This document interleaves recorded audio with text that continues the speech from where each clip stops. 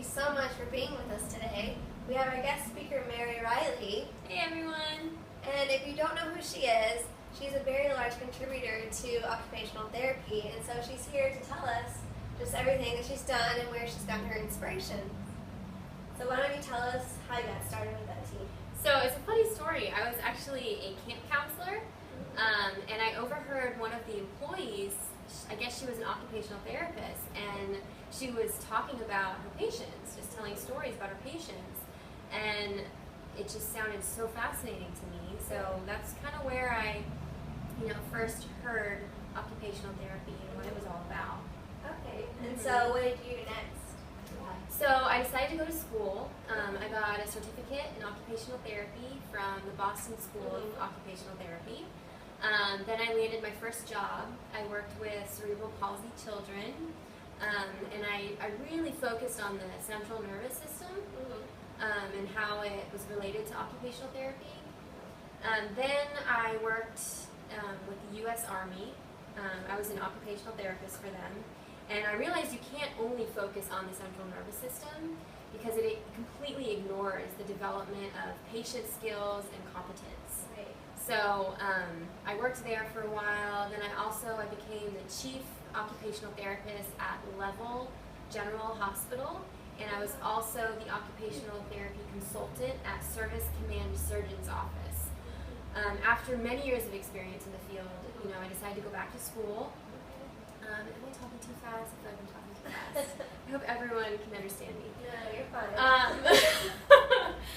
So I decided to go back to school. I got my bachelor's degree from University of Southern California.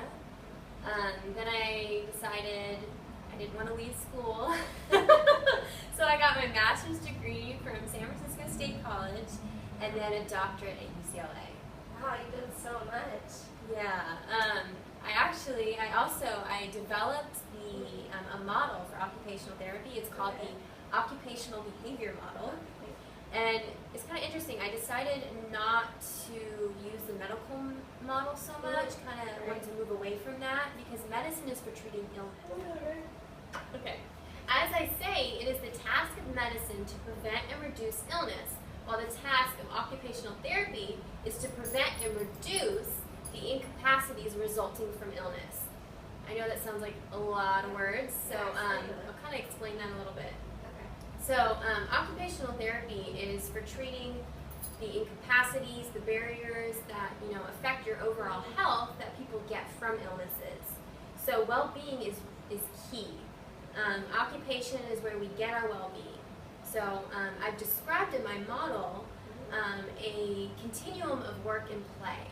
So let me show you a few examples of that because it kind of gets a little boring if I just sit here and explain it. So let me show you a few clips. Okay, let's take a look at those.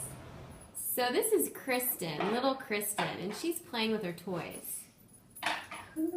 She's having a good time playing with those toys. Oh. Here's Kristen 15 years later. This is Kristen all grown up, working in her office. Okay, yeah, let me check with my boss and let me get back to you. Okay, yeah, that'd be great. Thank you. Okay, Ms. Reilly, so explain to us what we just saw. So little Kristen, she demonstrated occupational behavior because it's something that occupies, your life every day. It's something that we do that occupies our life. And as a child, her occupation was play and learning and exploring things. But then she developed her play, and it prepared her for adult occupations later in life, as you saw in the clip where she was an adult working in her office. So this is functional. However, if you have a disruption in your childhood development, it is likely you'll have a disruption as an adult. So here's an example. Here is little Kristen.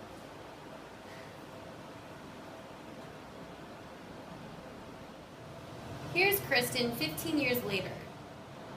Here's Kristen 15 years later, and nothing's changed.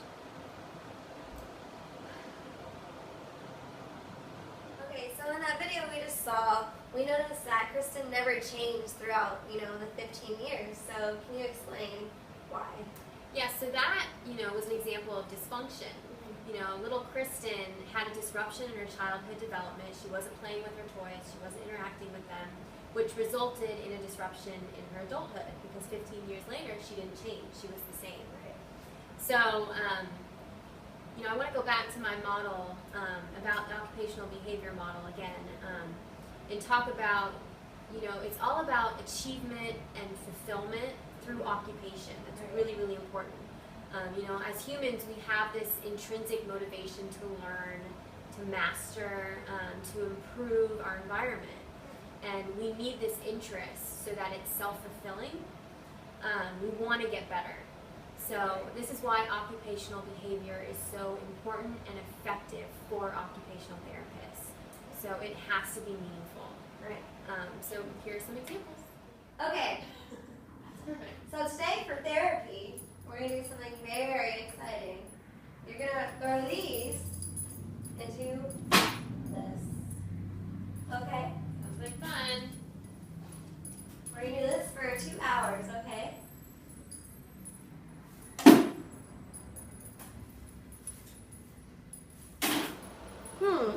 She seems really bored. I wonder what Reilly would do in this situation. Okay, stop. You seem very uninterested. What are some things that you like to do for fun? Well, I used to be a volleyball player. Perfect. Let's go play. Perfect. Yay! Okay, you ready? Yep.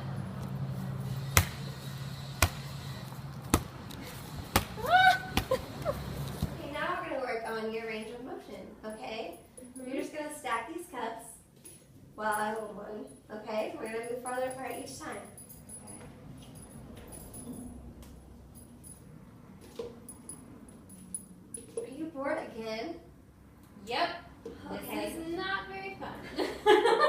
Okay. Well, what else do you like to do?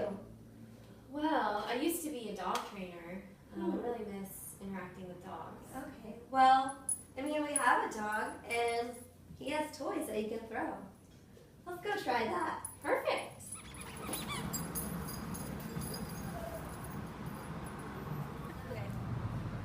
Okay, so what I learned from our therapy sessions today was that a patient was not very interested in some of the typical, practices that OT uses. And so we were able to see what she was interested in and see that she had hobbies, like playing volleyball and playing fetch with the dog. And so this made her intrinsic motivation come out, and so she was more willing to participate in the therapy, and this will help her bounce back much better and much quicker. Okay, so let me just give you a brief overview of what we learned from our guest speaker today. She was the theorist behind the behavioral model, which is a framework that is based off the idea that work, play, and leisure are a continuum of occupations through which humans adapt to their environment. Occupational behavior is all about fulfillment through occupation. We need to have that drive from our achievements that will generate interest, abilities, skills, and habits.